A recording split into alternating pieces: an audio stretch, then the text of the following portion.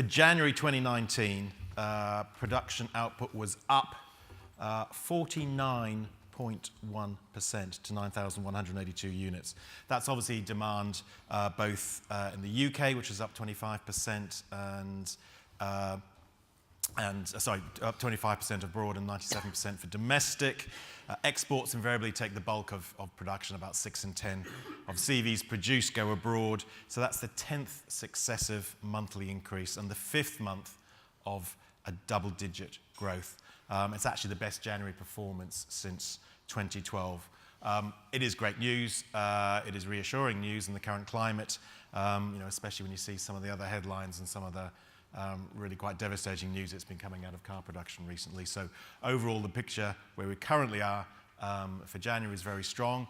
We do expect it to be a somewhat turbulent year in terms of production, because obviously it's driven by model changes as well, and I think you all know the figures are invariably dominated by one particular manufacturer who is likely to have a model change at some point in the not-too-distant future.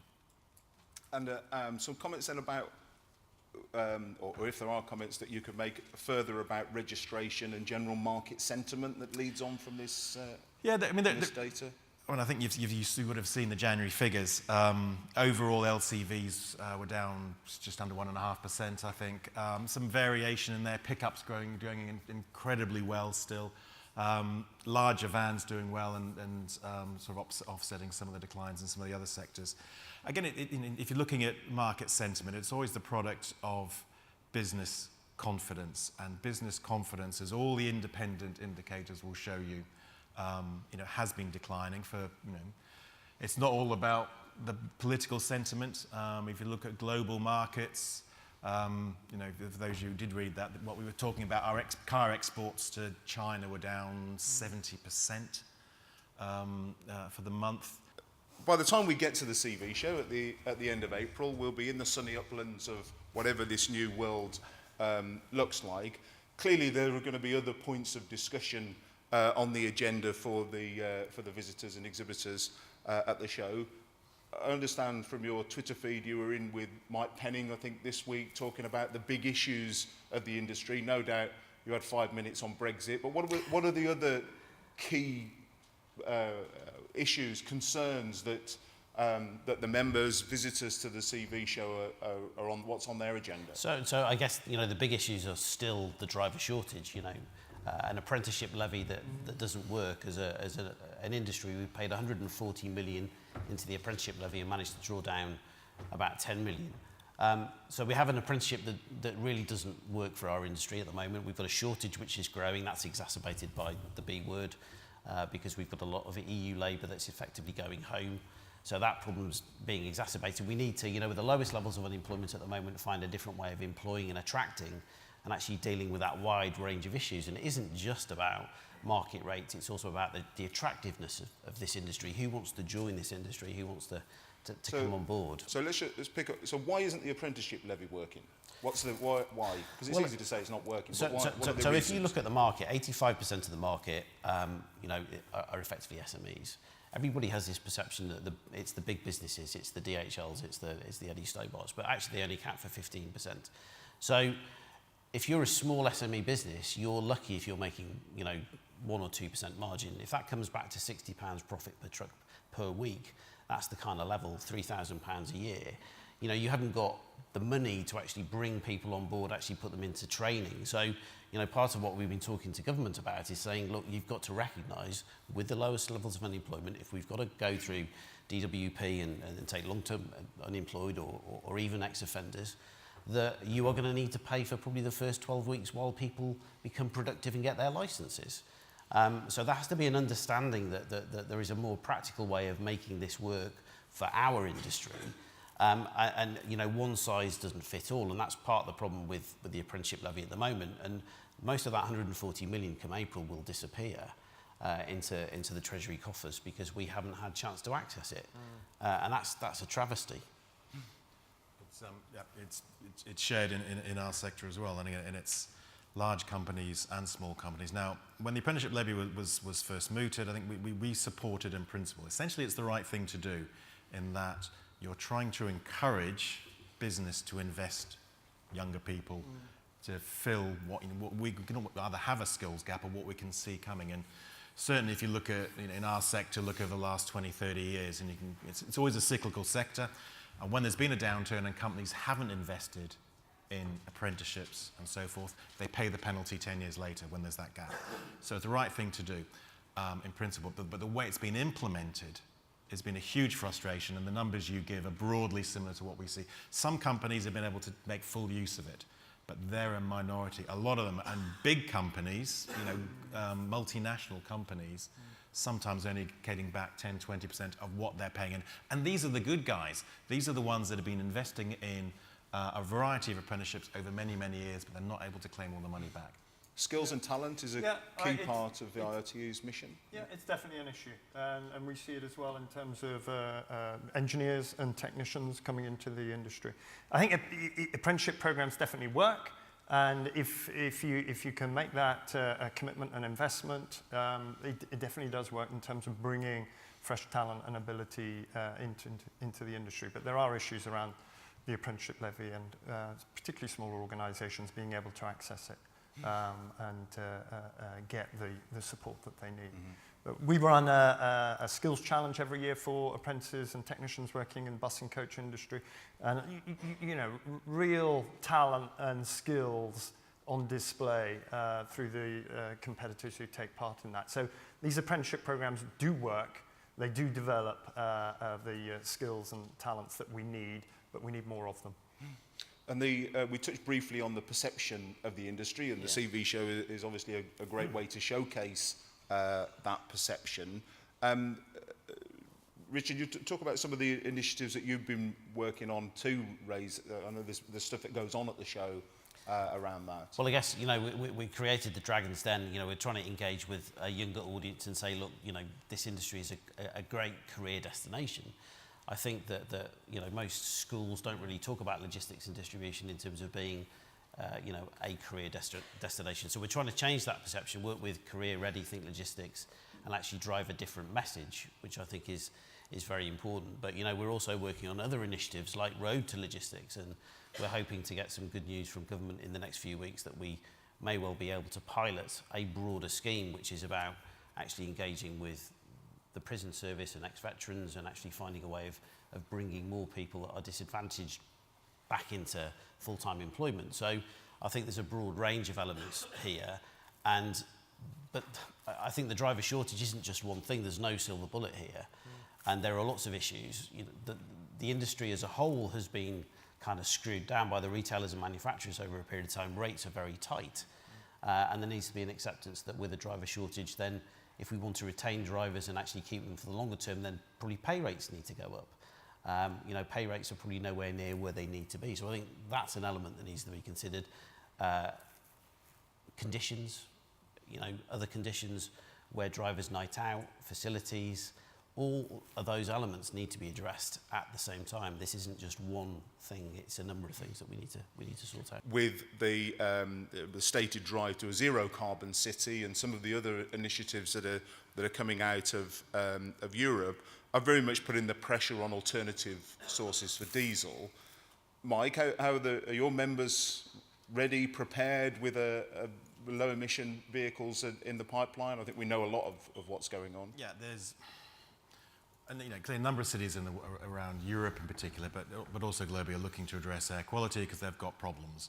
And in many ways, it's easier, politically, operational terms, to focus on road transport, often as the largest single contributor, rather than the other sources. But we would always argue you've got to look at the totality. And we've been slightly reassured, actually, in the last few months, where Michael Gove has been looking at wood burners, he's been looking at boilers and so forth, and looking at things in the totality. The challenge is always what is possible and what is cost effective. Now, when you're looking at passenger cars, there is an increasing amount of choice in terms of propulsion, not just internal combustion engines, but electrified variants, even hydrogen. For commercial vehicles, as Richard said, it's petrol, for instance, is less than 1% of the market. It's 98%, over 98% diesel. And at the moment, there is no ready alternative, commercially available, affordable, to supplant diesel for that. So we've been challenged to try and make diesel as clean as possible, which is what Euro 6 does, and it's demonstrably working in the real world. And if you look at what Transport for London tend to have some of the best stats of, certainly of any of the local authorities, and they've also, as a major purchaser, had the ability to influence air quality in their purchasing of buses, for instance. Where they put Euro 6 buses on particular routes has been a demonstrable and significant improvement in air quality on those routes.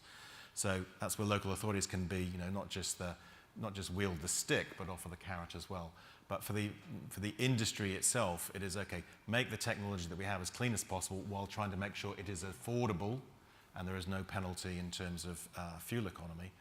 But the development process for next generation technology, which will be a significant leap, is still some years away. And even if you were to grasp some of that time, there are some ideas out there, making it affordable so that on a pence per mile, whatever how you're going to calculate it, it is effectively a no-brainer for an operator. And we're a long way from that yet. Right. So there's no prospect of the Tesla electric vehicle coming to these shores. I would. It's not the with Elon Musk, you never it's know. It's not the big quite. reveal at the show. No. We'll see that come to fruition when it comes to fruition. So, Bruce, there's a move to lower zero-emission vehicles, more electric-powered, hydrogen, gas.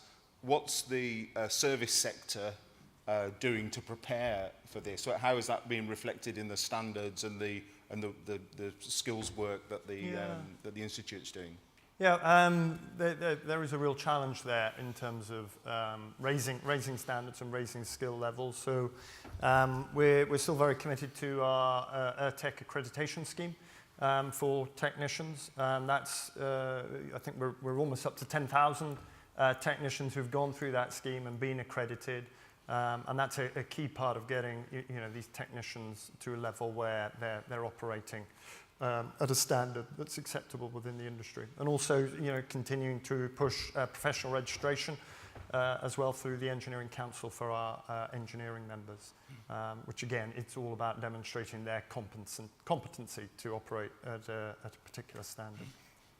Richard, are the operators waking up to prospect of electric vehicles and alternative fuels? There seems to be a lot of activity. Yeah, I think it depends on the sector that you're in. I think it depends on the scale of the business and whether or not you've got the level of investment to actually explore those opportunities. I think bring us back to the SME side of the market, where there is still a very high proportion that probably need to be looking at future investment, and that's a harder nut to crack at the moment. With all of the headwinds that we're having to face as a fairly marginal industry. So challenges, I think. There's quite a lot of infrastructure and technology suppliers that are here today and have become an increasing part of the CV show. And so we would expect then that this is an area that is demanding more investment from your members. Give us some sort of thoughts around the connected truck and the whole role of telematics and tracking in this area. I think in terms of autonomous, and in terms of the trial that's being undertaken, I think there's still, I guess, some concern and confusion about whether or not that's a trial that's going to really show any benefit. Certainly in terms of fuel economy, it almost feels a bit sort of counterintuitive at the moment to be applying that kind of logic. I think in terms of other technologies, I remember having a discussion with an OEM a few years ago when I was at Samworths, and we were talking about what separates the truck manufacturers these days, and I think all the trucks they're really good trucks.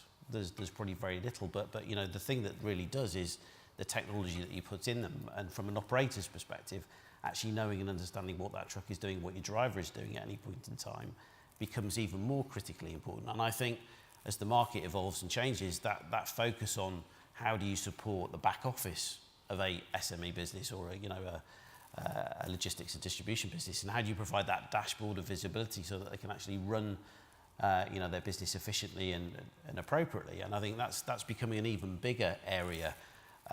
Data is becoming more and more important, I think, for all businesses. But there's also a part to play, with that data feeding back to influence investment as well from a roads perspective.